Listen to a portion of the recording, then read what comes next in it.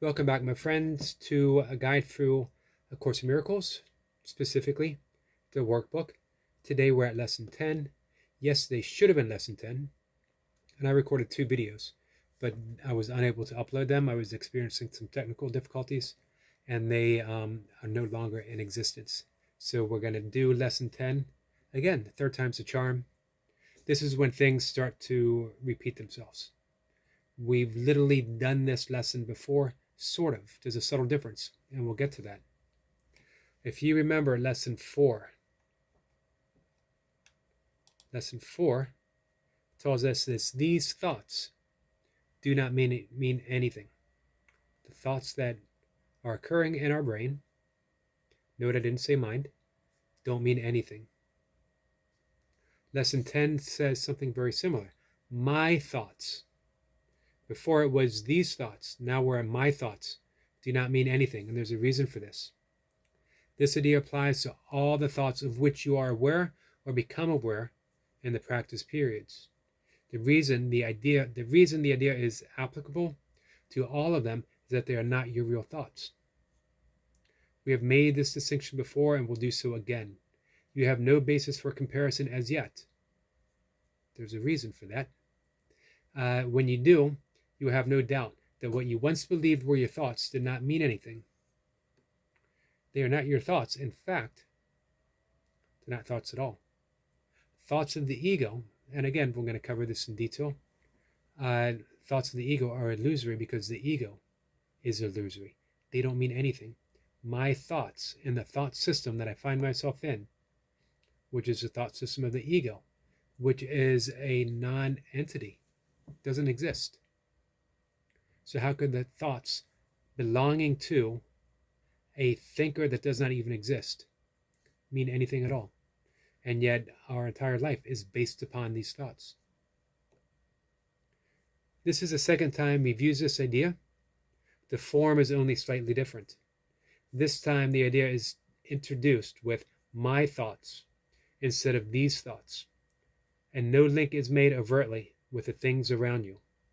The emphasis now is on the lack of reality of what you think you think.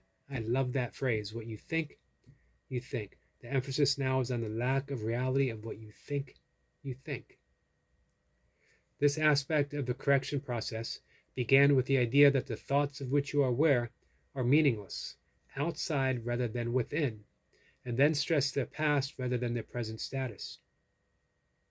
Now we are emphasizing that the presence of these thoughts means that you are not thinking. This is merely another way of repeating our earlier statement that your mind is really a blank. To recognize this is to recognize nothingness when you see it. As such, it is the prerequisite for vision. The eyes, the brain, see. The eyes see, the brain comprehends what is seen. There's a difference. Soon we're going to be exposed to vision. And vision is a completely different way of viewing the world. But we'll get there. Close your eyes for these exercises and introduce them by repeating the idea for today quite slowly to yourself, and then add, this idea will help release me from all that I now believe. We're freeing the mind from the illusion of an imaginary thinker. My mind is preoccupied with past thoughts. Let those thoughts flow, and then proceed with, this idea will help to release me from all that I now believe. The exercises consist, as before, in searching your mind for all the thoughts that are available to you without selection or judgment. Try to avoid classifications of any kind. In fact, if you find it helpful to do so, you might imagine that you're watching an oddly assorted procession going by, which has little, if any, personal meaning to you. It's the same way we approach meditation, by the way. As each one crosses your mind, say, my thought about whatever it is does not mean anything. My thought about this or that or whatever does not mean anything. Today's thought can obviously serve for any thought that distresses you at any time. So any distressing thought, you can simply say, My thought about this does not mean anything at all. Of course, the ego rebels. And at this point, we are so closely associated with the ego that we rebel, so it seems. Stick with it. You don't need to believe it. Just do the exercises. In addition, 5 practice periods are recommended, each involving no more than a minute or so of mind searching. It is not recommended that this time period be extended, and it should be reduced to half a minute or less if you experience discomfort. Remember, however, to repeat the idea slowly before applying it specifically, and also to add, this idea will help release me from all that I now believe. A little note on the exercises: 5 times a day, do your best. You might end up with 3.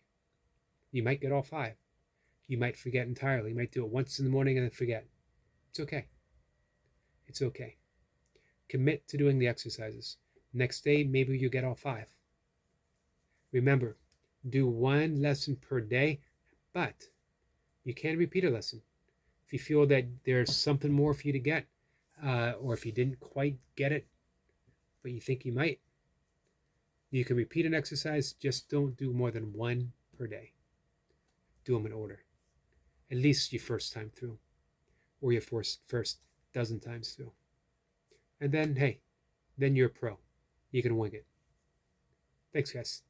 I love you.